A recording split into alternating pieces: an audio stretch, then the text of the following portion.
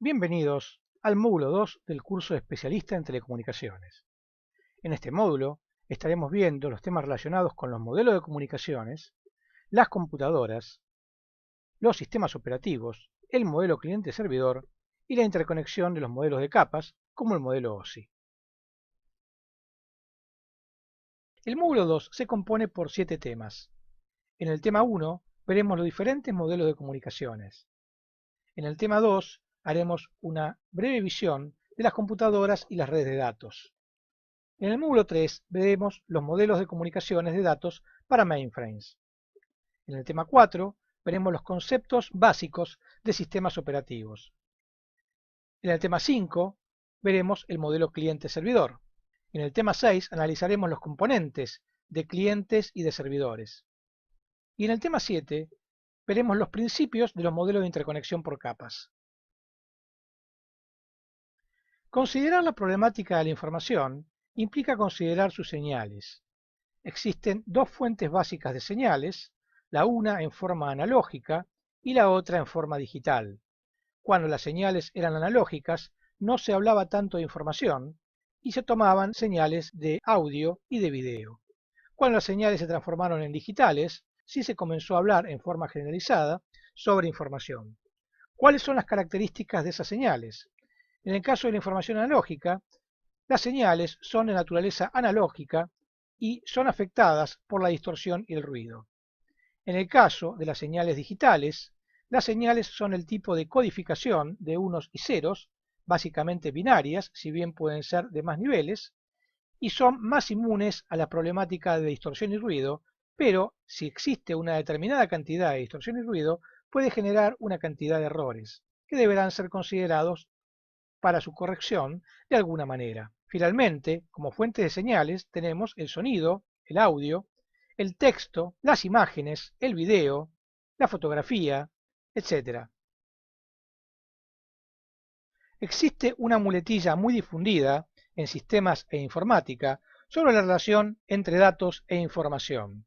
Esa muletilla se ha hecho tan popular que ya no se piensa y se dice en forma automática sin saber lo que se dice. Básicamente, se dicen que información son datos procesados, pero en ningún momento se habla de lo que es un dato, ni tampoco de lo que es la información.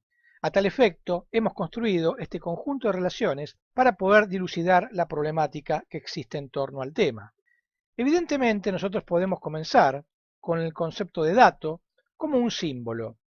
También tendríamos, si nosotros consideramos a nuestros hermanos de la electrónica, la señal como un signo.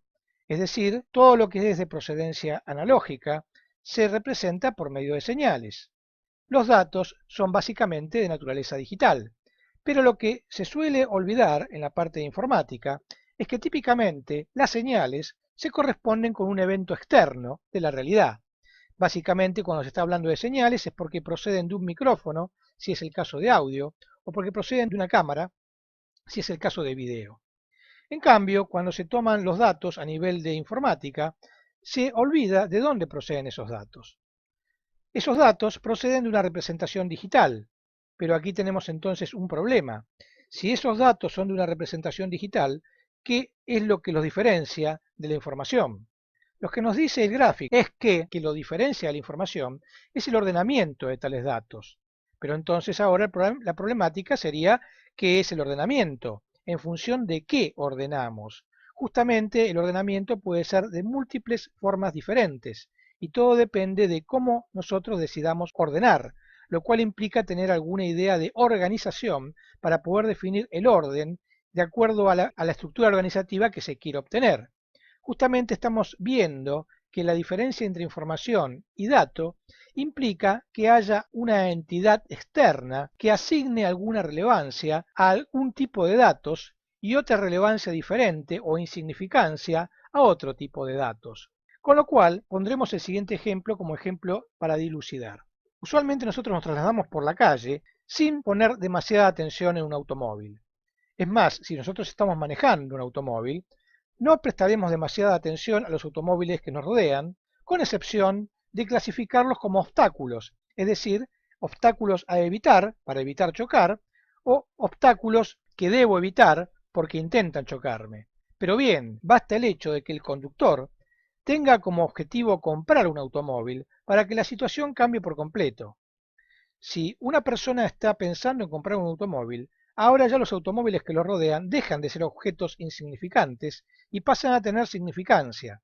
Es decir, cada objeto que se le cruza tendrá un determinado nivel de relevancia en función de la semejanza de ese automóvil que está pasando con el ideal de automóvil que esa persona intenta comprar. Algunos de los modelos serán de sumo interés, a otros de los modelos no les prestará interés y empezará a seleccionar aquellos modelos que sí les son de interés y cada vez se enfocará más en ellos. Cada vez la selección sobre los datos será más intensiva y empezará a dilucidar información a partir de la selección de datos que está realizando. Esto se debe tener en claro porque en caso contrario no se puede comprender que datos e información son exactamente lo mismo.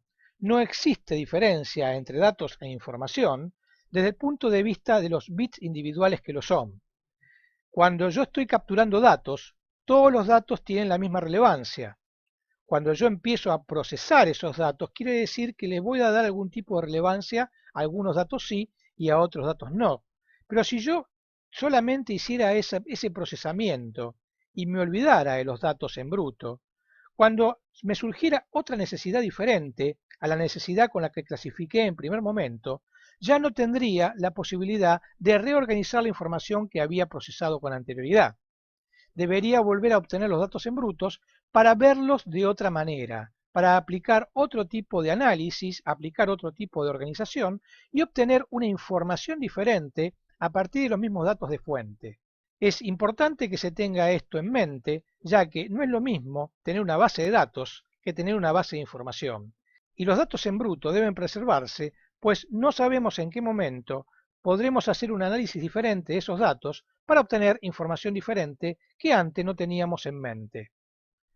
Es importante recordar que las bases de información típicamente se refieren a bases de información empresariales y lo que se registra básicamente en las bases de datos son transacciones comerciales, con lo cual una empresa registra todas sus transacciones comerciales y luego podrá procesarlas de la manera que más le guste, buscando determinados patrones de organización que obtengan distintos tipos de información en función de las necesidades del momento. Esto se muestra en el lazo cerrado, que parte de información va al procesamiento de datos, va a la evaluación de experiencias, retorna por el aprendizaje y se transforma en conocimiento.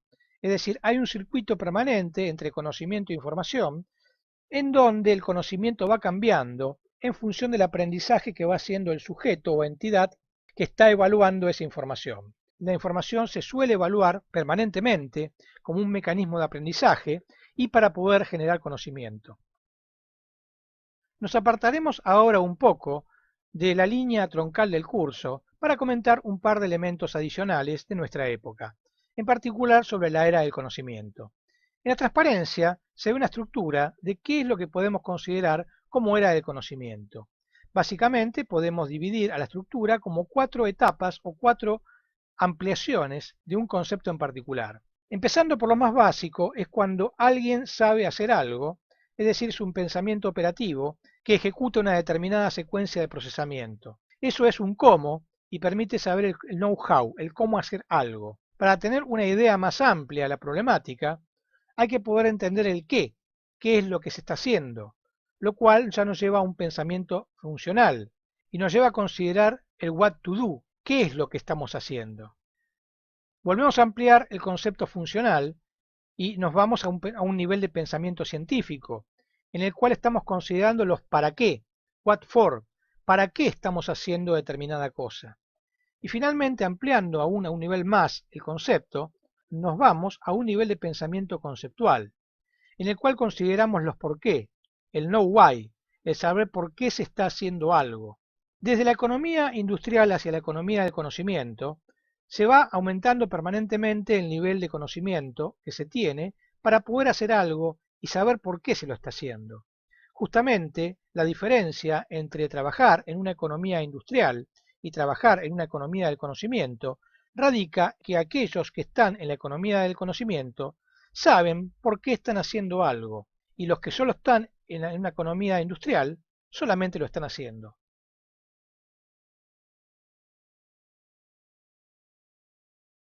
La economía sigue al nivel de conocimiento que se tenga. Se ve en el gráfico que hay diferentes tipos de economía en función del nivel de conocimiento que se tenga. Un primer nivel de economía es trabajar con los cómo, es una economía operativa. Alguien sabe hacer algo, lo procesa y lo vende. Es decir, entramos en todo lo que es procesamiento de comida, procesamiento de ropa, procesamiento de cualquier elemento industrial que deba fabricarse. Una silla, una mesa, cualquier objeto que pueda fabricarse simplemente. Cuando vamos a la economía funcional, estamos en un nivel un poco más amplio y pasamos a una economía de una cadena de valor simple en el cual se están haciendo una serie de tareas para brindar un determinado servicio o un determinado proceso que ofrece un valor limitado al cliente en particular. Ir a una economía tecnológica es ir a un nivel superior, ya que en una economía tecnológica se debe generar valor permanentemente. ¿Cómo es esto? Consideremos tanto el caso de Microsoft como el caso de Apple, ambos ejemplos de economía tecnológica. No es suficiente con tener un producto. Ese producto innovador que se ha lanzado se rige con las mismas leyes de ciclo de vida de los productos que los restantes productos que existen. Es decir, cuando se lanza un producto nuevo, nadie en el mundo lo tiene, con lo cual en principio el mercado para ese producto es de todos los habitantes de la Tierra, pero en la medida que se va vendiendo, son cada vez más los habitantes que van teniendo ese producto, con lo cual cada vez quedan menos habitantes por comprar ese producto. La única forma de que ese mercado global se mantenga es haciendo actualizaciones del producto e incorporándole permanentemente innovaciones y diferentes elementos tecnológicos. Podemos poner como ejemplo el iPad o la tablet de Apple. Evidentemente, permanentemente están saliendo modelos nuevos, lo cual en principio no sería necesario. Si nosotros consideramos que las primeras tablets aparecieron en el mercado entre 2008 y 2009, no ha pasado todavía una suficiente cantidad de años como para que fuese específicamente necesario cambiar de modelo. Es decir, en lugar de haber lanzado la primera tablet en el año 2009, se podría haber lanzado la primera tablet en el año 2010 con una tecnología un poco superior y evitar estar haciendo actualizaciones y lanzando modelos los años subsiguientes. Con lo cual, podríamos decir que se podría lanzar un nuevo modelo de tablet cada 5 años. Y eso en principio sería suficiente. Pero hay que entender entonces por qué la economía tecnológica necesita cambiar de modelos permanentemente. Hay dos motivos para hacer esto. El primer motivo es una necesidad de financiamiento, porque evidentemente cuando se lanza una nueva tecnología no se posee todavía la experiencia suficiente ni la infraestructura suficiente como para generarla con el nivel de calidad que se la podrá generar en el futuro. Con lo cual se lanza un modelo de base y ese modelo de base al venderse permite generar suficientes recursos para mejorar el modelo y vender la próxima generación de ese producto. Y así sucesivamente. Los distintos modelos que se van vendiendo financian a los sucesivos modelos que aparecerán. Y los sucesivos modelos que aparecerán tratan de mantener el mercado global teniendo siempre el mismo nivel de clientes que se tuvo en un principio. Como dijimos en un principio para esta explicación básica, todo el mundo. Obviamente, no todo el mundo estará dispuesto a comprar tablets o a comprar cualquier otro dispositivo. Pero justamente cuando se dice todo el mundo es todos aquellos que podrían estar interesados en comprarlo. Esto es aplicable a cualquier elemento tecnológico. En principio, todo el mundo compraría una heladera, pero muy probablemente en muchos lugares del mundo, entre ellos África y otros lugares, haya muchos habitantes que no puedan comprar una heladera. No solo porque no tengan el dinero para hacerlo, ni exista el producto en algún mercado cercano, sino porque tal vez en algunos lugares todavía no haya electricidad. Entonces, cuando se habla de un mercado global, se habla del mercado global posible para un determinado producto. Pero como se puede entender con el caso de las heladeras ya prácticamente no tienen ninguna novedad interesante. Es decir, una persona puede tener una heladera durante 10, 15 o 20 años sin preocuparse por cambiarla por otra. En tanto y en cuanto la heladera siga funcionando, no hay un incentivo tan importante como para cambiarla por otra heladera. Lamentablemente, los elementos tecnológicos de innovación, como el caso de las tablets, han entrado en una problemática de moda y se utiliza el producto para marcar un determinado estatus en un determinado grupo de personas, lo cual hace que se compren modelos permanentemente sin que se hayan todavía utilizado los anteriores. Una tablet de 2010 o de 2011 es perfectamente utilizable y no se requeriría cambiarla por un modelo posterior, tal vez durante los próximos 3 o 4 años. El hecho de que se cambien permanentemente de modelo solamente es un tema de moda. Finalmente tenemos una economía adicional, que es la economía conceptual. En la economía conceptual se produce y se consume lo que realmente se necesita. Está adaptado a las necesidades del usuario, porque justamente en la economía conceptual se tiene que obtener el máximo beneficio para el cliente. Hay una problemática comercial que se suele dar en algunos países, y es que el vendedor piensa que tiene que hacer negocio a costa del cliente. Esto normalmente no sirve. Lo que sirve es que el cliente crea que ha hecho negocio a costa del vendedor. Esto ocurre en algunas economías importantes del mundo, en donde los precios de los productos están estipulados de forma tal que cuando un cliente compra algo, se va contento por el producto que ha comprado, porque lo ha comprado a un precio muy económico en relación con lo que tendría que haber pagado. Obviamente esto no es así, el comerciante sigue teniendo ganancia, la diferencia está en la sensación psicológica del cliente, que el cliente se va satisfecho con el producto que ha comprado. La economía conceptual tiende a la satisfacción de las necesidades de los clientes en máximo escala. En esta transparencia consideramos el concepto de olas. El concepto de olas es algo que generó Alvin Toffler durante la década del 70 y que fue ampliado por otros autores posteriormente. Aquí damos una versión propia, más ampliada y más actualizada a la actualidad que las que se incluían en los libros de esa época. ¿Qué es lo que podemos considerar como olas de desarrollo económico? Como se demuestra en la transparencia, comenzamos desde el inicio histórico de la humanidad, con la economía recolectora, la economía agraria, la economía feudal, la economía artesanal, la economía industrial, la economía de la información, la economía del conocimiento y la economía integrada. En cada uno de estos niveles, los humanos van adaptando los procesos en forma diferente. Efectivamente, el primer tipo de economía es el de economía recolectora. La economía recolectora nace a partir de los cazadores. La problemática es que el cazador solamente puede tener comida cuando encuentra una presa. En caso contrario, no hay comida. Y esa presa solamente dura una determinada cantidad de días antes de que deje de ser comestible. Con lo cual, en lugar de cazar, sería más recomendable recolectar. Recolectar permite acopiar y por ende permite tener un resguardo de comida para el futuro. El segundo nivel es la economía agraria.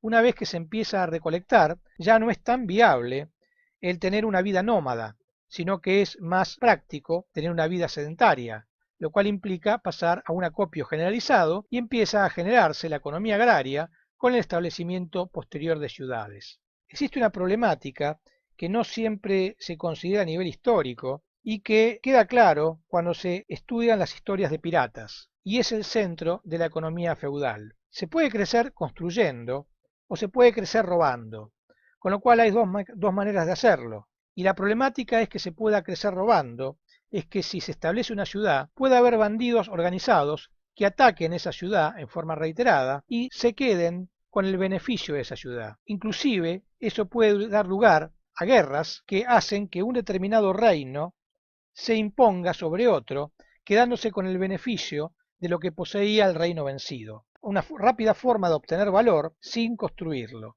lo cual termina generando una economía feudal, ya que la economía feudal, en un principio, trata de buscar mecanismos defensivos contra el ataque de los bandidos. Eso lleva a un nivel de negociación, de forma tal de que en lugar de combatir por los recursos, se pueda negociar por ellos. Cuando la economía feudal se estabiliza, los bandidos empiezan a ser controlados, con lo cual se puede dar otro tipo de economía, una economía más organizada, y comienza la economía artesanal, en donde se empiezan a construir productos diferenciados, productos que determinadas personas quieran tener. Y en principio esas determinadas personas son aquellas personas que tienen mayor poder económico.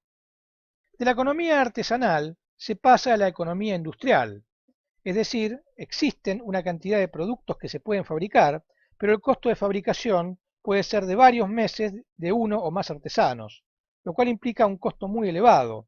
Es decir, si lo habláramos en salarios al día de hoy, estaríamos hablando de que tal vez para un determinado producto que se quiera comprar, se debería estar pagando el salario de 10 o de 20 personas que son las que estuvieron trabajando en ese producto a lo largo de 3, 4 o 5 meses para poder obtenerlo. En principio, ninguna persona que también trabaje tendría la capacidad de comprar ese producto, ya que una persona que trabaja justamente recibe un salario por mes. Y si estamos hablando de que para comprar un determinado producto le requieren 20 de esos salarios, debería trabajar 2 años para poder comprarlo, limitándose básicamente a ahorrar para comprar ese producto sin poder hacer otra actividad económica como comer y vestirse. Evidentemente había una oportunidad para bajar el costo de fabricación de los productos por medio de la economía industrial, la cual se centra en producir. El hecho de producir rápidamente abarata el costo de los productos y lo pone al alcance del salario de un trabajador. Con lo cual, cualquier persona, en principio, podría comprar cualquier producto. Cuando estamos hablando de productos, nos podemos hacer referencia a una cama, un ropero, una mesa o una silla, es decir, productos básicos, pero que su construcción demandan una determinada cantidad de días o meses. No es lo mismo comprar una mesa simple, conste de una tabla y 4 patas, que comprar una mesa artesanal que conste de una determinada cantidad de patas artísticamente construidas y de una tabla que opere como mesa de una madera exótica y bien trabajada. Lo que permite la economía industrial es que el costo de los productos baje a un valor que lo pueda comprar cualquier trabajador. De la economía industrial se pasa a la economía de información, es decir, una vez que se tiene la capacidad de producir productos en cantidades industriales, es decir, con capacidad para alcanzar toda la población a un precio accesible, se debe buscar otro lugar en donde generar valor. El hecho de que desde los albores del siglo XX se esté acopiando información permitió generar la economía de la información. Lentamente, el acopio de información empezó a generar la posibilidad de buscar información de los consumidores, de modelar la información de las poblaciones, de determinar los gustos de las personas y, en definitiva, de poder ajustar los productos y servicios al gusto y necesidades de las diferentes personas. Además, empezó a generarse productos específicos de la información. Esos productos específicos de la información eran muy limitados antes del siglo XX, ya que un producto de información, como un libro, una obra musical o una obra teatral, están al alcance de muy pocos. Estamos hablando antes del siglo XX. Es decir, para poder escuchar música solamente se lo puede hacer con los instrumentos adecuados, lo cual implica considerar una orquesta. Una persona no puede escuchar música a menos que tenga mucho dinero o que vaya a la plaza del pueblo a escuchar la orquesta el día domingo. Lo mismo pasa con un libro. Un libro antes del siglo XX era un producto bastante caro y difícil de obtener, pero mucho más simple que el caso de la música, por ejemplo. Y el caso de la obra teatral era similar, ya que para el caso de la obra teatral se debían concentrar una determinada cantidad de personas que tuvieran en mente realizar esa obra y alguien debería pagar por esa obra, ya que vivir de la entrada que podían pagar los asistentes a esa obra era muy limitado con respecto a la cantidad de personas que trabajaban en esa obra. En el siglo XX, con el nacimiento del cine, de la radio y la televisión, se empezaron a generar productos culturales masivos de bajo costo individual, por lo cual los distintos tipos de obras, como la música, las películas, las obras teatrales, los libros, llegaron a toda la población a costos muy bajos que permitió difundir las obras a toda la población. El siguiente nivel pasa a ser la economía del conocimiento. Una vez que se posee información, se debe decidir qué es lo que se va a hacer, si se va a fabricar un producto o si en lugar de ello se lo va a diseñar. Existen ejemplos claros del diseño. Un ejemplo es París con la moda de ropa y otro ejemplo es Italia con la moda artística. Es decir, lo que se produce en esos centros son productos culturales que se venden en principio a todo el mundo. Obviamente, algo más nuevo, pero que está omnipresente, es Hollywood, que produce productos culturales y se los vende a todo el mundo. Es decir, que se producen por diseño para satisfacer determinadas necesidades. Si pensamos en las películas, está claro que una película dramática no es para el sábado a la noche, con lo cual en principio no será una película taquillera, a menos que cumpla determinados requisitos, y normalmente las películas que se ofrecerán serán películas de acción o comedias que puedan ser digeribles para el sábado a la noche y que puedan dar un poco de entretenimiento a la población que está trabajando durante toda la semana. La economía del conocimiento está extendida en los países centrales, ya que el diseño de los productos se realiza justamente en los países centrales. No existe en estos momentos en muchos países la capacidad para diseñar un automóvil. No existe porque no es cuestión de una persona, es cuestión de un equipo de personas. Es cuestión de un equipo de personas que mantiene a lo largo de los años el conocimiento necesario para poder hacer tal diseño.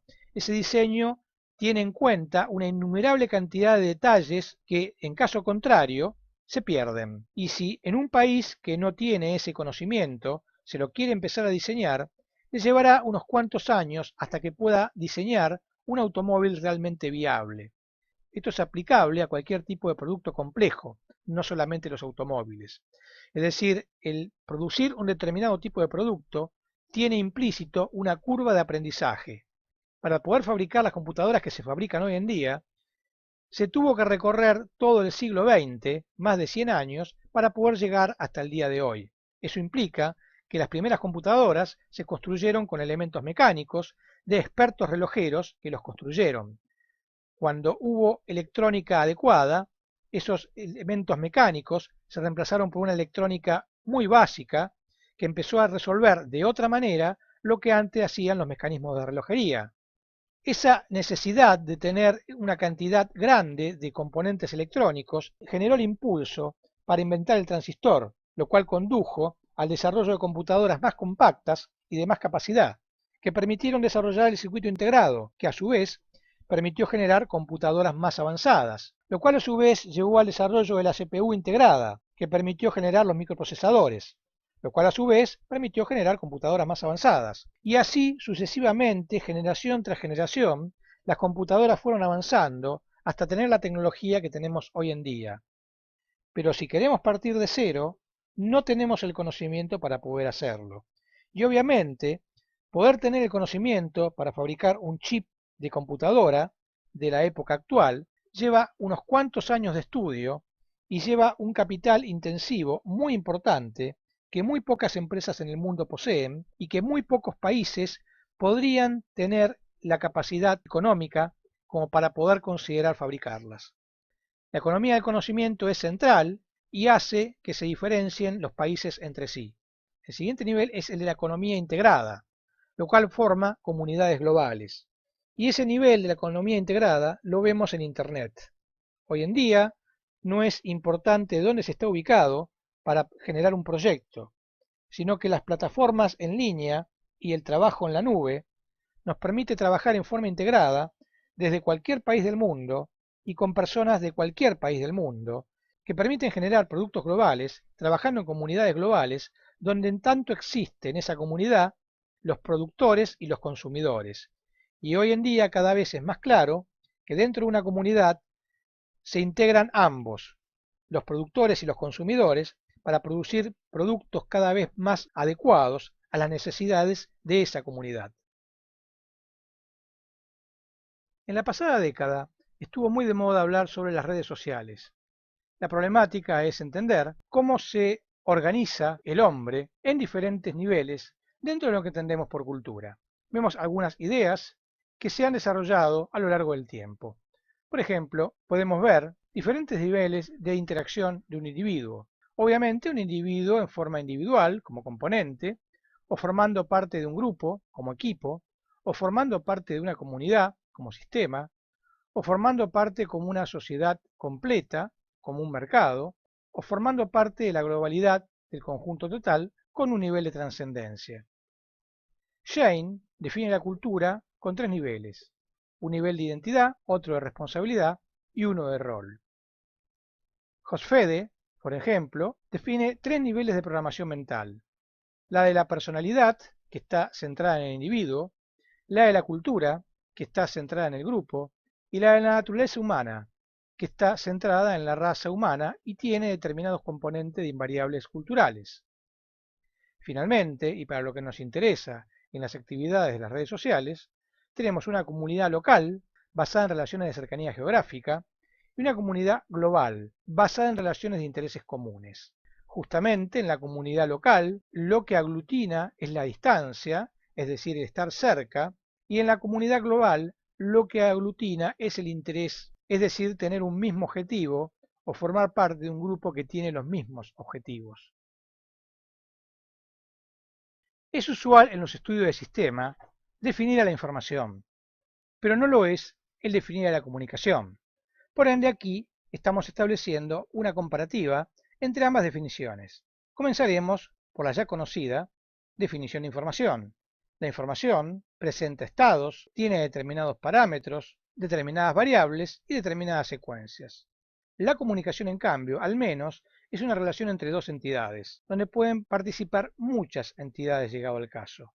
Requiere de elementos de redes, de elementos de tránsito, de elementos de transporte y de elementos de tráfico, cuando consideramos la comunicación a distancia, ya que en el caso de que la comunicación sea cara a cara, los restantes elementos prácticamente pasan desapercibidos, pero, de alguna manera, los dos interlocutores han llegado a algún recinto común, están en ese recinto común para comunicarse y luego se separarán para continuar con sus actividades. En cambio, en las telecomunicaciones, el medio de conexión permite que los interlocutores se encuentren en sus propias ubicaciones, haciendo sus propias tareas, sin tener que trasladarse para poder comunicarse, sino que de alguna manera cuentan con algún dispositivo que le permite comunicarse entre ellos, aun estando alejados entre sí.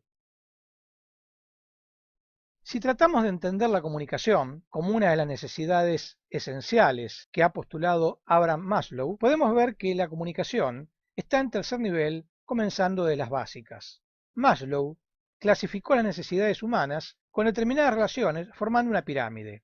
Comenzó con las necesidades básicas, la seguridad, la comunicación, el reconocimiento y la autorrealización. Comprendamos un poquitito más esta relación.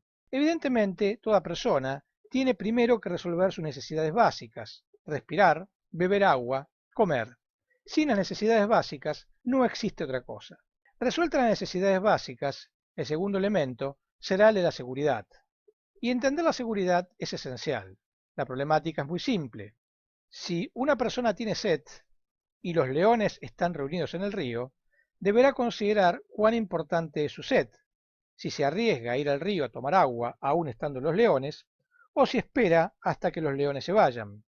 Evidentemente, todo dependerá de qué nivel de necesidad básica tenga esa persona. Si la persona puede esperar, obviamente no se arriesgará, con lo cual primará la seguridad y esperará hasta que los leones se vayan. Ahora, si la persona realmente se está muriendo de sed y no tiene otra alternativa, entonces tendrá que dejar la seguridad de lado, arriesgarse y evitar una muerte segura por sed ante la posibilidad de ser devorado por los leones. Es decir, en tanto y en cuanto las necesidades básicas estén cubiertas, lo más importante es la seguridad. Si no es así, puede que la persona estime correr un riesgo a costa de su seguridad. Una vez que la persona ha cubierto sus necesidades básicas y su seguridad, que la seguridad también se traduce en un alojamiento, es decir, en tener un techo sobre su cabeza donde poder descansar y guarecerse, el siguiente nivel de necesidad es el de la comunicación. Una vez que las personas han resuelto sus necesidades básicas, lo que hacen a continuación es comunicarse entre ellas. Esa comunicación, en algún momento, tratará de llevarse a una problemática de reconocimiento, es decir, la persona tratará de obtener un determinado reconocimiento. Y finalmente, el siguiente nivel de necesidad es el de la autorrealización.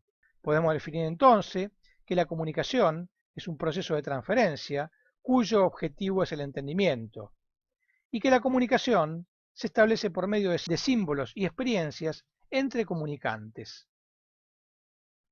La comunicación es esencial, pero lamentablemente, en muchas ocasiones, las personas no logran comunicarse o se comunican mal, ya sea porque se ha entendido mal o porque se ha emitido mal un mensaje. Paul Wallace fue un estudioso de la comunicación y definió los axiomas que se exponen a continuación. Primero, es imposible no comunicarse. Todo comportamiento es una forma de comunicación. Evidentemente, aunque no nos queramos comunicar, hay una componente de comportamiento corporal que comunica. Siempre, aunque intentemos no comunicarnos, nos estamos comunicando de alguna manera. Segundo, toda comunicación incluye contenido y relación, en donde la relación califica el contenido, estableciendo la metacomunicación. El hablante emite un mensaje en función de lo que desea transmitir y de cómo cree que será comprendido por el receptor. 3. La naturaleza de la relación queda condicionada por la puntuación de procesos de comunicación de los participantes. La comunicación requiere de un intercambio fluido, de lo contrario, se cae en una secuencia de interpretaciones disímiles dada por la puntuación diferente de cada interlocutor. La puntuación hace referencia a lo que interpreta cada interlocutor, y es un problema serio en las problemáticas de comunicaciones humanas, ya que un emisor puede estar dando un mensaje perfectamente claro, pero el receptor, por problemas de puntuación psicológica, puede estar comprendiendo una cosa completamente diferente. No siempre la comunicación es lo suficientemente explícita o el interlocutor es lo suficientemente abierto como para poder dilucidar los problemas de puntuación. Cuarto, la comunicación es tanto analógica como digital. La comunicación incluye tanto lo verbal, digital, como lo no verbal, postura, tono y lo gestual, analógico. Quinto, los intercambios de comunicación pueden ser simétricos o complementarios. Son simétricos cuando la relación se basa en las igualdades y complementarios cuando se basa en las diferencias. Los componentes de la comunicación son tres: el proceso, que involucra las transacciones entre dos o más personas; la estructura, que involucra las relaciones entre las personas que desarrollan el proceso de comunicación; y la función, que busca reducir la incerteza, la ambigüedad y transferir información e inducir conocimiento en los interlocutores. En esta transparencia consideramos relaciones entre la información, la comunicación y el aprendizaje. Evidentemente, para poder tener comunicación hay que poder manejar información. Para poder tener aprendizaje hay que manejar comunicación. Los elementos entonces son, en el caso de la información, si es unilateral, es la emisión; si es bilateral, la atención; en el caso de la comunicación, si es unidireccional, la transmisión; si es bidireccional, el entendimiento; en el caso del aprendizaje, si es unidireccional, la enseñanza; y si es bidireccional, la comprensión. ¿A qué hace referencia esto de unilateral o bilateral? Básicamente, cuando se está hablando de información, se puede estar hablando de alguien que emite, por ejemplo, una radio o una televisión. Estos elementos son solamente emisores y no tienen ninguna forma de tener una realimentación por parte del receptor o los receptores que reciben ese mensaje. Con lo cual el mensaje se emite, pero no existe ninguna seguridad de qué es lo que interpretará el destinatario de ese mensaje. Eso es cierto para la información, donde solamente se emite; es cierto para la comunicación, donde solamente se transmite; y es cierto para el aprendizaje, donde solamente se enseña, se muestra algo. Cuando se complementa con la parte bilateral, es decir, cuando hay una realimentación con el interlocutor, con el receptor, entonces se debe complementar con los procesos propios del receptor. Cuando se emite información, el receptor tiene que prestar atención a esa información para poder comprenderla. Cuando se comunica y hay una transmisión, el destinatario tiene que tener capacidad para poder entender esa transmisión y, en caso contrario, poder realimentarse, es decir, poder repreguntar para poder ir redirigiendo la transmisión de forma tal de asegurar que está comprendiendo, que está entendiendo lo que se le está comunicando. Finalmente, en el aprendizaje, la necesidad por parte del receptor es mucho mayor, ya que no solamente se requiere que entienda, sino que también debe comprender. Con lo cual, en el caso de la enseñanza, se irán mostrando diferentes elementos, enseñando, y el receptor deberá ir entendiendo cada uno de esos elementos, deberá ir practicando cada uno de esos elementos, deberá ir comprendiendo cada uno de esos elementos. Solamente hay aprendizaje cuando el destinatario ha comprendido la problemática de que se trata. No todas las comunicaciones son iguales y dependen del medio ambiente en el cual deban desarrollarse. Evidentemente tenemos una emisión de información y una transferencia de información. En el caso de la emisión de información, no es necesario que el receptor preste atención, con lo cual la información se emite y puede ser que el receptor la reciba o no.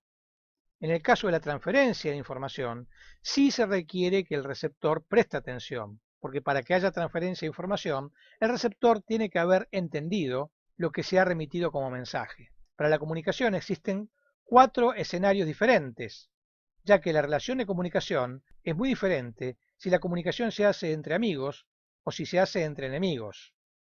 Y por enemigos entendemos competidores. Evidentemente una comunicación abierta es aquella donde se trata de dar toda la información al receptor, y una comunicación cerrada es aquella en la cual no se trata de dar toda la información al receptor y a veces se le puede dar información errónea, justamente dependiendo de si es amigo o enemigo. Con lo cual, como se muestra en el gráfico, puede ser una comunicación falsa o errónea, donde la comunicación se realiza en un ambiente de desconfianza, porque hay intereses diferentes, o una comunicación en desinformación, donde hay objetivos contrapuestos, es decir, se trata de engañar al competidor para que en lugar de facilitarle la tarea, se le complique la tarea.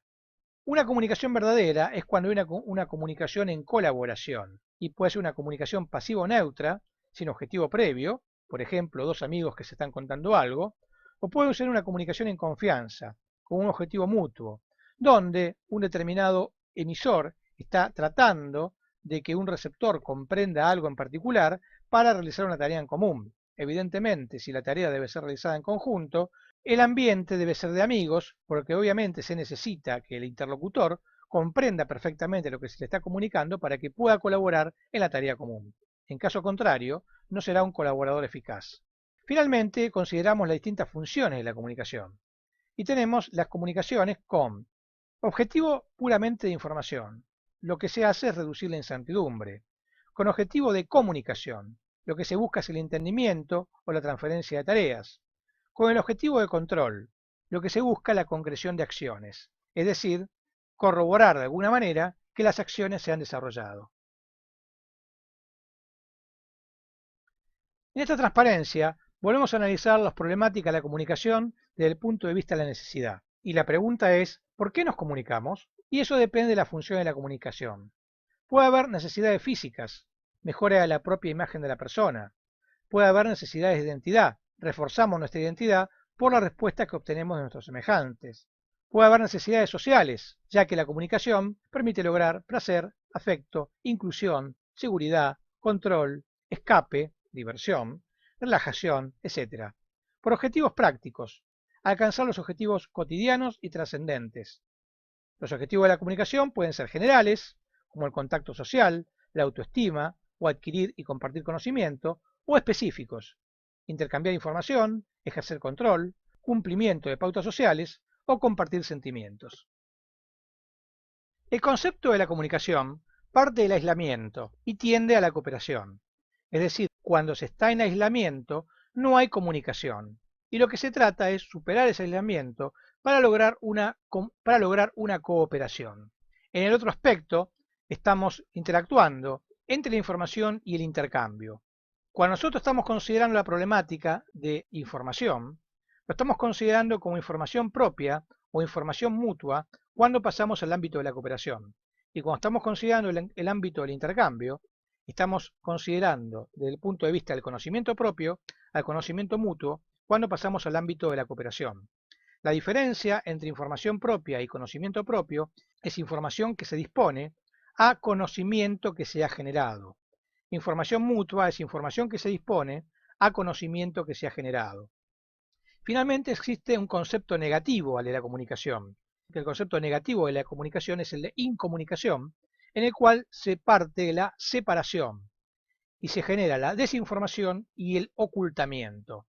Obviamente el concepto negativo de información existe y es el que básicamente se establece cuando se está en un ámbito de comunicación entre adversarios, es decir, entre competidores.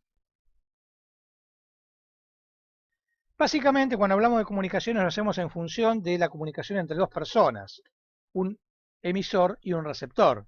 Pero la comunicación no siempre es entre dos personas y puede ser una comunicación masiva. Con lo cual, en función de su alcance, podemos clasificar a la comunicación como comunicación intrapersonal, comunicación de la persona con sí mismo, comunicación interpersonal, diádica, comunicación entre dos personas o entidades diferentes, comunicación en pequeños grupos, comunicación entre más de dos personas en un grupo de pares, una reunión familiar o de amigos, por ejemplo. Comunicación pública, comunicación entre muchas personas. El grupo deja de poseer equidad, alguien lo debe moderar. Comunicación masiva, es una comunicación jerárquica desde un emisor a múltiples receptores en forma simultánea, y la comunicación masiva busca difundir determinados mensajes hacia una comunidad u organización. La comunicación masiva suele manipularse, lo cual genera una problemática que suele llevar el nombre de propaganda. Existen diversos tipos de comunicación en función de la jerarquía, y todo depende de qué es lo que consideremos como comunicación en una determinada jerarquía. Puede ser comunicación descendente, una comunicación que parte de un centro de poder y se va comunicando a los diferentes integrantes de esa organización, una comunicación ascendente, una comunicación que asciende desde un trabajador, por ejemplo, y va subiendo hacia un centro de poder o de coordinación. Una comunicación horizontal, es decir, una comunicación entre pares de un mismo nivel de operación. Una comunicación lateral, es decir, una comunicación entre pares, pero con funciones orgánicas diferentes. Una comunicación informal, una comunicación no formal y no jerárquica que puede darse en cualquier contexto.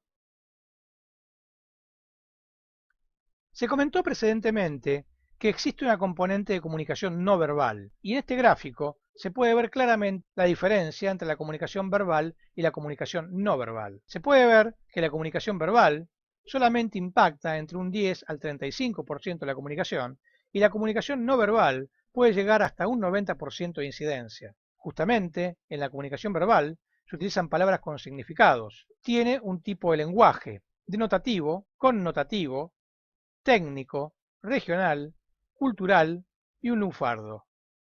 En la no verbal no utiliza palabras, sino el contexto personal, apariencia, gestos, postura, contacto ocular, expresiones faciales, posiciones, tiempos, etc. Claves no verbales son tono de voz alto o bajo, velocidad del habla lenta o rápida, volumen, firmeza o suavidad de la voz, calidad, sonoridad de la voz.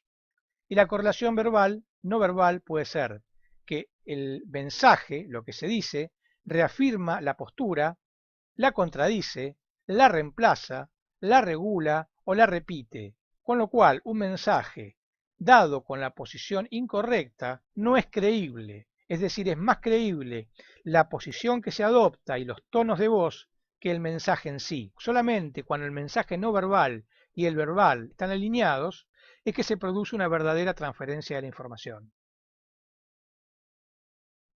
A lo largo de la historia se han desarrollado diferentes modelos de comunicación. Como ocurre en otras disciplinas, el primer modelo conocido de comunicación fue propuesto por Aristóteles. Lo veremos muy rápidamente, pues solamente es una referencia histórica.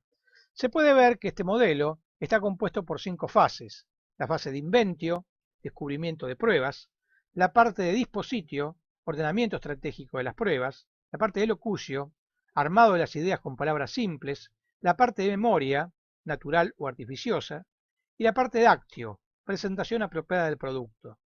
Este tipo de comunicación suele ser muy comúnmente utilizada en los juicios, es decir, por abogados, ya que tiene determinadas fases de prueba de eventos y se solían utilizar, como dice en el título, por tema de retórica, que es una habilidad para encontrar mecanismos disponibles para la persuasión.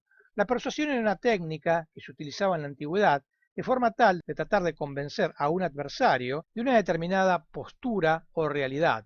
En la actualidad, la persuasión ya no es tan utilizada en la práctica, ya que hoy contamos con pruebas estadísticas y con otros elementos que buscan consensuar determinadas opiniones, pero aún se utiliza cuando en la relación de dos individuos o de un pequeño grupo de individuos, algunos individuos tratan de persuadir a otros de los beneficios de determinada línea de acción. La composición del discurso retórico incluye las fases de hallazgo, de ordenamiento, de estilo, de memoria y de presentación. Dentro del hallazgo está el tópico retórico, la persona, cosa, lugar, instrumento, causa, modo, tiempo, comparación, argumentación o tópico literario. Dentro del ordenamiento está la estructura, que comprende el exordio, la proposición, la división, la narración, la argumentación y la peroración. Tenemos los argumentos, que pueden ser racionales, logos, emocionales, patos o éticos, etos. Dentro del estilo pueden ser cualidades elocutivas, como las puritas, corrección, la perspicuitas, comprensión, y la ornatus, figuras literarias. Dentro de los registros de locución tenemos el genus humilde, llano, el genus medium, medio, y el genus sublime, elevado. La compositio, que incluye la estructura sintáctica y la estructura fonética, y la memoria, que puede ser natural o artificiosa. Continuando con la referencia sobre la retórica, tenemos distintos tipos de géneros oratorios. Los géneros del discurso, que pueden ser el género judicial, el género deliberativo o forense y el género demostrativo. En el judicial se presenta una acusación o defensa a un determinado tercero que actúa como juez. En el deliberativo se presenta una determinada línea de acción ante una asamblea o consejo. En el demostrativo se busca probar ante un público, ya sea para alabar o denostar hechos del pasado o influir en determinado tipo de acción para con un determinado interlocutor. Las especies del discurso pueden ser suasoria, de persuasión, disuasoria, laudatoria, para alabar o elogiar, vituperadora, para censurar o difamar, acusatoria, exculpatoria, para redimir de culpa, e indagatoria. Aristóteles propuso tres modelos de retórica. El relacionado con el ethos, que implica entretener un buen sentido, una buena voluntad y un buen carácter. El del logos, que implica tener ejemplos de deducción, tópicos y una entímenes, silogismo retórico o deducción. Y el patos, que implica tener un tipo auditorio, un estado mental de emociones y una vocación. Todo eso está relacionado con el hablante, que maneja un decodificador, un codificador y el referente como signo. Y en principio parte de la exactitud, que debe comprender la cortesía, la distinción y la claridad. Un mensaje se debe adaptar al auditorio. Avanzando en el tiempo, encontramos otros modelos de comunicación, como es el caso del modelo de Daswell, que fue generado en 1948, el cual se sintetiza con la siguiente expresión: Who says what, to whom, with what effect, que quiere decir quién, un comunicador, dice qué, mensaje, de qué forma, canal, a quién, receptor, con cuál efecto, resultado. Con lo cual ese es un tipo de análisis, de control, de contenido, de medio, de audiencia y de efectos. Este tipo de modelo se desarrolló para analizar los medios de comunicación masivos, como los diarios, la radio y la televisión, ya que durante toda la primera mitad del siglo XX, la explosión de los medios masivos generó una nueva problemática de comunicación masiva muy propensa en las primeras épocas a la propaganda, es decir, a la comunicación intencionada de determinados tipos de ideales, ya sean conducentes o inconducentes, a determinadas poblaciones. El modelo de información o de comunicación que utilizaremos a lo largo de nuestro curso es el que propuso Shannon y Weaver en 1947. En esta parte del curso se ha hecho una ampliación de la problemática de la comunicación y un raconto de la información para poder ampliar este modelo. Y la problemática es que este modelo, que es puramente técnico, se ha trasladado como elemento de modelización social en medios de comunicación que no son enteramente aplicables. Por ende, como nuestro objetivo es meramente técnico y el modelo en origen y de base es meramente técnico, hemos tratado primero la problemática de comunicación en general para luego concentrarnos en la problemática de la comunicación técnica y utilizar este modelo apropiadamente. El modelo que propuso Shannon y Weaver, como puede verse en la gráfica, consta básicamente de 5 elementos: una fuente de información, donde se emite un mensaje; un transmisor, donde se genera la señal; una fuente de ruido, que se incorpora en el medio que comunica el transmisor con el receptor; una señal recibida por el receptor, que contiene tanto la señal como el ruido; un receptor que vuelve a regenerar el mensaje para transportarlo al destino. El modelo original no consideraba la realimentación. Como dice en la transparencia, fue Norbert Wiener quien posteriormente incluyó la realimentación en su modelo de comunicaciones, con lo cual se generó la cibernética. La teoría de la información se origina con el estudio de las leyes que gobiernan la transmisión y comprensión de la información.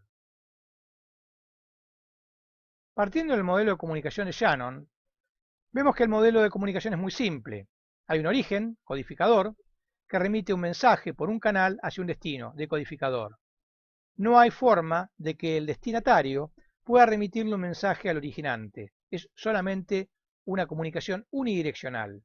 Los modelos que se corresponden con esta problemática son el de Laswell de 1948 y el de Shannon original de 1949. A partir del modelo de Shannon, otros estudiosos generaron nuevos modelos e incluyeron otras problemáticas. En 1954, Schramm incluye el campo de experiencia en el modelo de Shannon, con lo cual empieza a generar una problemática de comunicación realimentada entre una fuente y un destino con una problemática de interpretación. Evidentemente, la fuente codifica el mensaje, el destinatario la decodifica, pero además la interpreta, y por el canal de retorno, en sentido contrario, se produce una realimentación. Se incorporan los siguientes elementos en este modelo: lazos de realimentación, tanto para la fuente como para el destino; campo de experiencia, el significado del contacto presente queda relacionado con la experiencia previa; sin experiencia compartida, dos personas no se pueden comunicar; los roles de codificación e interpretación y decodificación son intercambiables según el instante de la comunicación. Evidentemente, algo que todavía no hemos tratado, pero que comentaremos posteriormente, es la problemática del contexto. Evidentemente, sin contexto, la comunicación sería muy larga, ya que al no tener un contexto común, primero hay que comunicar todos los elementos que hacen el contexto. Eso quedaría claro si una persona que habla español se quiere comunicar con una persona que habla en chino. Si ninguno de los dos tiene otro mecanismo para comunicarse, evidentemente pasarán unos cuantos meses antes de que realmente puedan comunicarse algo importante, ya que en los primeros meses tendrán que dedicarse a tratar de entenderse y tratar de buscar una relación entre los diferentes sonidos de palabras que utiliza cada uno, hasta que mínimamente hayan podido construir un contexto común y a partir de ese contexto poder comunicarse. Normalmente, cuando nos comunicamos, damos por hecho una cantidad de cosas que están en el contexto. Por ende, la comunicación es corta, pero si tuviésemos que transferir todos los elementos que hacen ese contexto, la comunicación sería muy larga y demandaría un tiempo muy prolongado. Sin un campo de experiencia previa, como dice la transparencia, no puede haber comunicación. En 1960, David Berlo buscó otros elementos adicionales para complementar al modelo de Shannon. Y aquí se puede ver que los 4 elementos, origen, mensaje, canal y receptor, incluyó algunos parámetros para cada uno de esos elementos. Para el caso del origen, las habilidades de comunicación, las actitudes, el conocimiento, el sistema social y la cultura. Para el caso del mensaje, el contenido, los elementos del mensaje, el tratamiento, la estructura y el código. Como canal, los canales sensoriales humanos: oír, ver, tocar, oler y degustar. Para el receptor, las habilidades de comunicación, las actitudes, el conocimiento, el sistema social y la cultura. Como se puede ver, de un modelo netamente técnico, que es el que había elaborado Shannon, se comenzaron a generar modelos de comunicación humana y a complementar e incluir elementos propios de la comunicación humana. No todos los canales son adecuados para un determinado tipo de comunicación, con lo cual se debe seleccionar el canal adecuado. Y la selección del canal depende de la importancia del mensaje, de las necesidades y capacidades del destinatario, de los requerimientos de realimentación, de las necesidades o conveniencia de registro permanente del mensaje, del costo y de grado de formalidad requerido.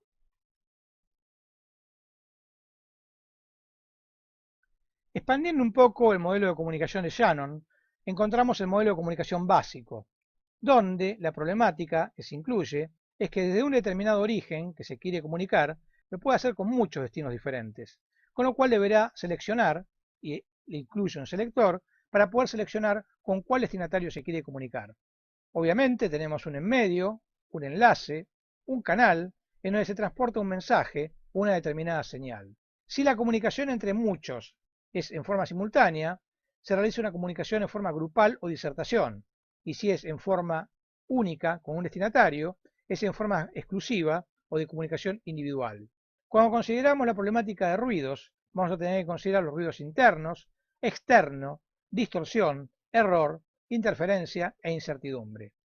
No todos estos elementos se van a incluir en lo que entendemos como mensaje de comunicación desde el punto de vista técnico, ya que desde el punto de vista técnico solamente nos va a interesar transportar el contenido en forma intacta, sin importar de qué se trate el contenido. Al incluirle los factores anteriores al modelo lineal, encontramos un modelo lineal ya con toda su problemática, es decir, el origen, que se quiere comunicar con el destino, tiene un determinado estímulo u objetivo de comunicación. Lo mismo puede ocurrir con el destinatario, puede tener un determinado estímulo u objetivo de motivación. En el canal se va a transmitir la información por medio de una señal en un mensaje, pero también se agrega un determinado componente de ruido interno. Puede haber distorsión del mensaje y se puede producir error en el mensaje.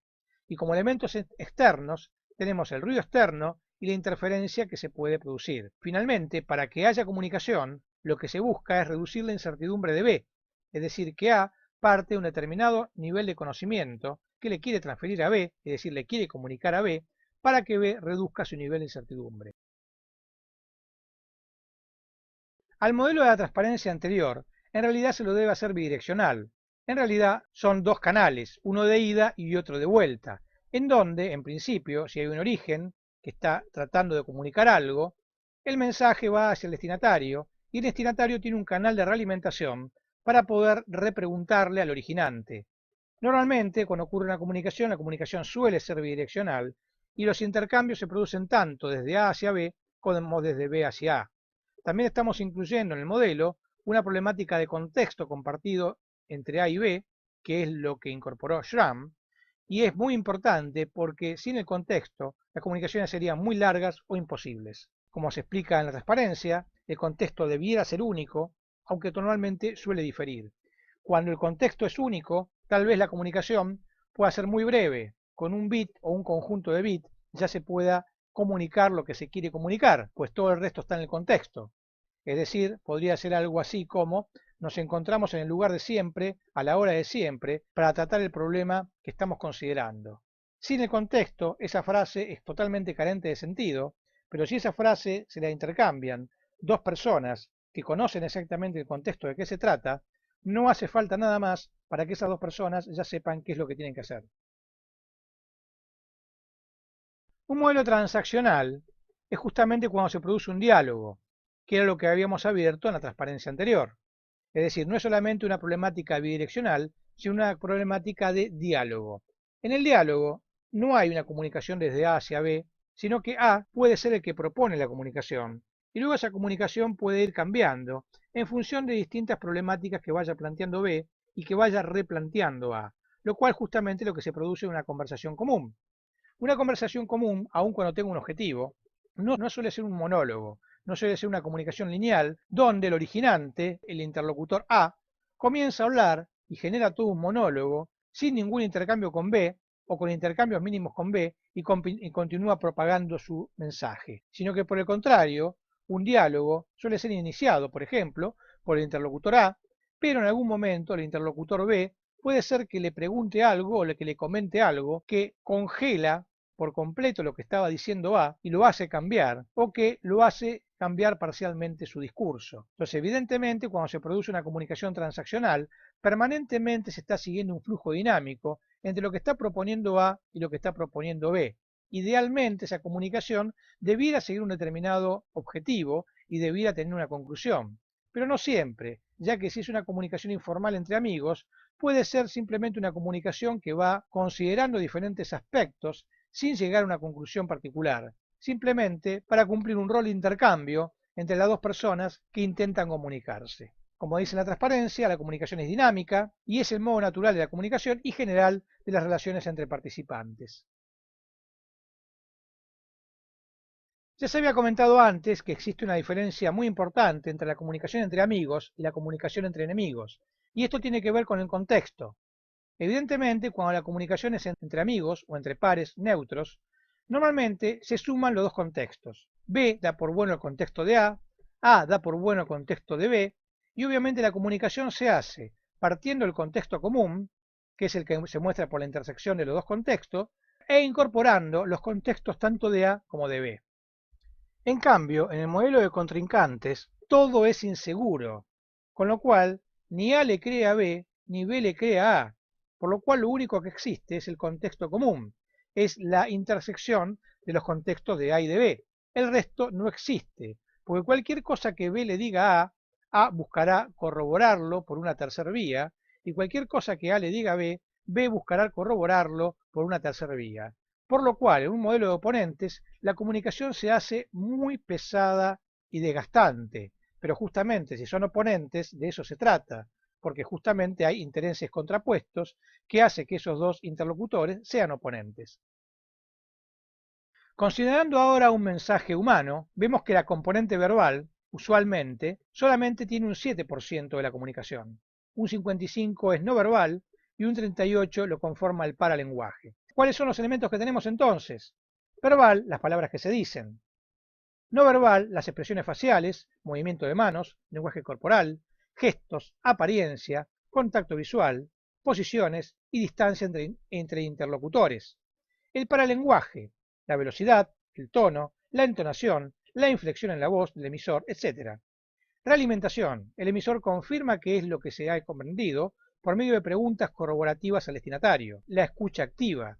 El destinatario confirma la recepción del mensaje por medio de realimentación, formulando preguntas complementarias. La escucha afectiva. El destinatario requiere el mensaje completo, verbal, no verbal, para lenguaje, preguntas corroborativas, preguntas complementarias. Considerando ahora un modelo técnico de la comunicación, empezamos a ver los elementos que vamos a requerir para que la comunicación se pueda realizar entre dos interlocutores que están ubicados a distancia. Obviamente un emisor, un nodo de acceso desde el cual se pueda acceder a la red, nodos de tránsito que están incorporados en la red, otro nodo de acceso en donde está conectado el interlocutor de destino, el receptor, y finalmente el receptor. ¿Qué es lo que se remite por ahí? Una comunicación que puede estar compuesta de un protocolo, un mensaje, y se remite dentro de un canal, el cual se ubica dentro de un medio de comunicaciones. El medio de comunicaciones es un medio técnico, el cual solamente tiene la conectividad o componente de red y el sistema propio de telecomunicaciones que transporta el mensaje, pero además hay un medio de comunicación entre los interlocutores, que suelen ser humanos, que tiene una problemática de perturbaciones e interferencias naturales o humanas. También podemos modelar esto para la comunicación entre dos dispositivos, básicamente dos computadoras, con lo cual la comunicación entre computadoras, que no hemos mencionado hasta el momento, es una comunicación exacta, por eso se realiza por medio de un protocolo. Un protocolo responde a una máquina de estados finitos, es decir, que tiene que tener estados conocidos y estados conocibles, por lo cual se va avanzando de un estado conocido hacia estados conocibles futuros, pero no puede haber comunicación fuera de esos estados, es decir, una computadora no puede comunicar nada que no esté contemplado por las máquinas de estados finitos que actúan como transmisores y receptores. Sería una comunicación imposible tratar de comunicar algo que no esté previsto en algún tipo de protocolo. Si no está previsto, no se puede comunicar. Por supuesto, los humanos podemos luego generar protocolos adicionales para que algo que no estaba previsto comunicar, le generemos un protocolo que sí permita comunicarlo. Por ejemplo, cuando no había posibilidad de comunicar televisión, no había posibilidad de comunicar video, hubo que generar un sistema en el cual se pudiera generar un protocolo para la codificación de video y para la transmisión de video. Una vez que ese protocolo existe, podemos pasar a comunicar video. Considerando las propiedades de los componentes, es que tenemos dentro del emisor un servicio y una oportunidad. Un servicio para poder comunicarse y una oportunidad para comunicarse. Para el destino, un lugar y un uso. Para el sistema, la información, que puede ser datos, punteros y relleno, preámbulo y postámbulo para un protocolo, el mensaje con un determinado alfabeto y entorno, el canal con un determinado ancho de banda y rango dinámico, un conjunto de protocolos de comunicaciones para comunicar los nodos entre sí, y el enlace y la capacidad de transporte para poder realizar la comunicación técnica entre elementos. Un modelo de comunicación completo, incluyendo los interlocutores, incluye la siguiente problemática. Un sistema de relación entre los dos interlocutores, el A y el B, que tendrá en cuenta alguna problemática de acción entre ellos que buscan concretar. Un sistema de comunicación entre origen y destino, que lo hará por medio de alguna transacción entre ellos, es decir, el objetivo del mensaje en particular que se están trasladando. Un contenido que el originante quiere transferir y una problemática de comprensión que el destinatario debe tener. A partir de allí se genera una parte técnica, que es la codificación del contenido con un determinado lenguaje, la generación del mensaje y la generación del portador para transmisión. La transmisión y transferencia por medio de un medio a distancia, la recepción, la extracción del mensaje técnico, la recuperación del mensaje como mensaje utilizable para el destinatario, y finalmente la incorporación de ese mensaje por medio del destinatario. ¿Qué quiere decir la incorporación? La incorporación quiere decir la inclusión adicional del entendimiento. Es muy común que tengamos la radio encendida, pero que no estemos escuchando lo que dice esa radio. Es decir, es simplemente ruido de fondo. En tanto y en cuando nosotros estemos en modalidad apagada, con lo cual se está propalando un determinado mensaje, pero nosotros no lo estamos escuchando, no lo estamos incorporando, no tenemos un entendimiento de lo que se está diciendo. Para poder entender hay que prestar atención, lo cual quiere decir que el entendimiento parte de un determinado nivel de atención. Pero ese nivel de atención es diferente en cada persona y además difiere en función del contexto de cada persona. Con lo cual, puede ser que se esté incorporando el mensaje que está propalando el originante, o puede ser que no. Puede ser que no porque no se lo está entendiendo. Con lo cual, si no se lo está entendiendo y el destinatario B se da cuenta que no lo está entendiendo, tiene tres alternativas. Interrumpir al originante y pedirle aclaración, omitir lo que está diciendo el originante y buscar una aclaración posteriormente en un diccionario o en una enciclopedia, o ignorar por completo lo que está transmitiendo el originante, con lo cual se le produce un bache de entendimiento y obviamente su nivel de comprensión no será completo.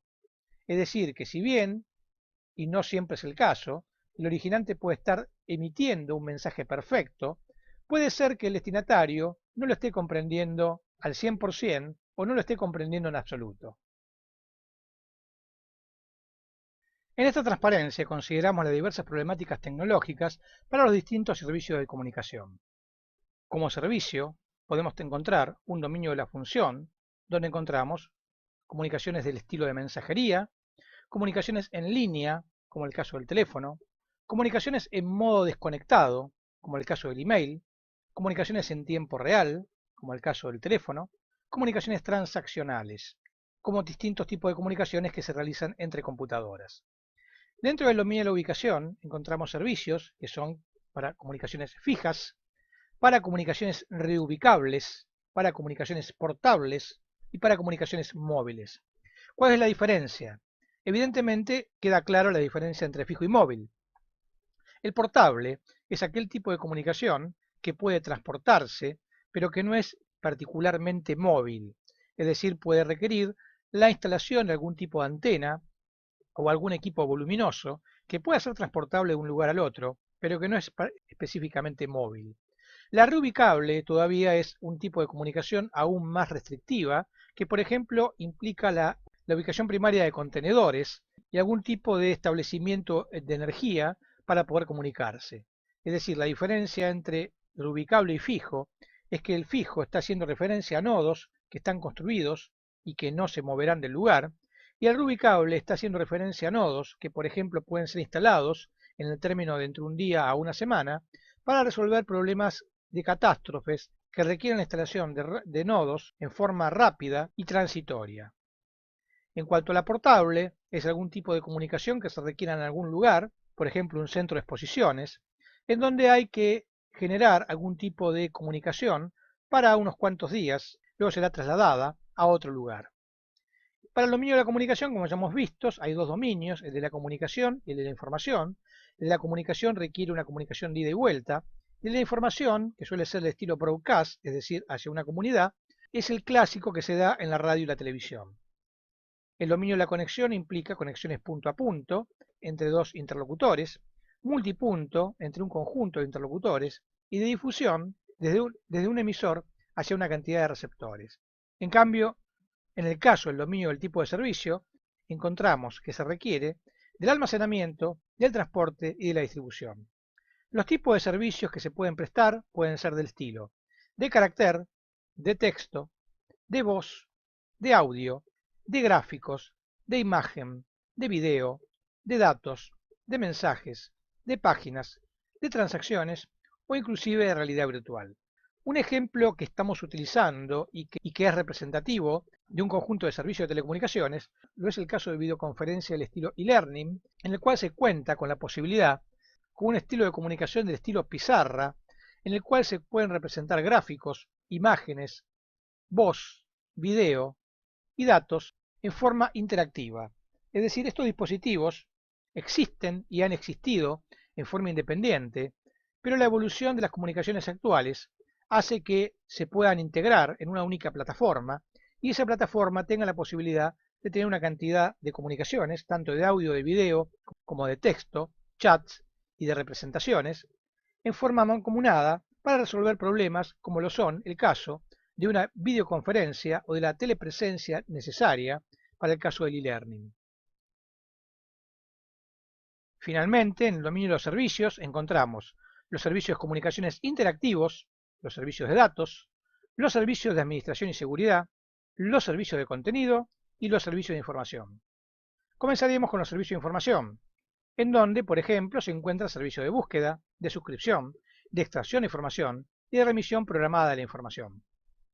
Los servicios de comunicación interactivos, como los medios múltiples, voz, videos, datos, múltiples participantes en tiempo real y de mensajería. Los servicios de contenidos, como el despacho de contenidos, broadcast, multicast y unicast. Los servicios de datos, como los casos de búsqueda, despacho, transferencia, almacenamiento y administración. Y finalmente los servicios de administración y seguridad, que suelen estar relacionados con la seguridad y administración de la red, como la administración de clientes, de servicios y de red. En el tema 1 hemos visto 13 conceptos. El primer concepto fue sobre la diferencia entre señales, datos, información y conocimiento.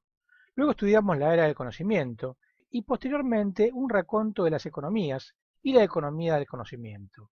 Pasamos luego a las culturas y las redes sociales y luego a considerar el concepto de este tema en particular, la comunicación, los axiomas de comunicación, el proceso, estructura y función de la comunicación, los tipos de comunicación, los modelos de comunicación, el modelo de Shannon y sus sucesores, el modelo de comunicación transaccional, los contextos y la comunicación, y finalmente el modelo de servicio de comunicación.